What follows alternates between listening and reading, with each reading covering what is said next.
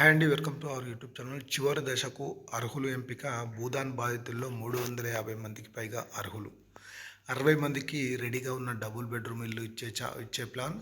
మిగిలిన అర్హుల కోసం వేర్వేరు చోట్ల స్థలాల పరిశీలన. ఈ నెల 15లోగా స్థలం, ఇందిరమ్మ ఇల్లు ఇవ్వాలని చెప్పి మంత్రి పొంగులేటి డెడ్లైన్. ఈ నెల 10లోగానే పూర్తి చేస్తామంటున్న ఆఫీసర్లు. ఆల్రెడీ దీనికి సంబంధించి మనం 1-2 రోజుల ముందే వీడియో చేసాం.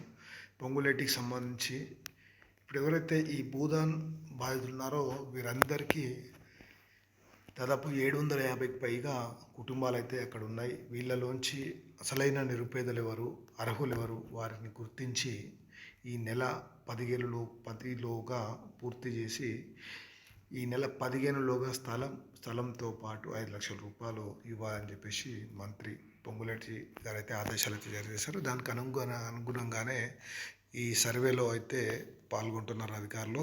చూద్దాం మరి ఈ సర్వేలో ఇంకెంతమంది అనర్హులు గుర్తించబడతారు, ఎంతమంది అర్హులుగా చేర్చబడతారు, మరి ఎవరికి డబుల్ బెడ్రూమ్ ఇచ్చారు ఏంటి అనేది మనం పూర్తి స్థాయి డీటెయిల్స్ త్వరలోనే మాట్లాడుకుందాం. Thank for watching our YouTube channel.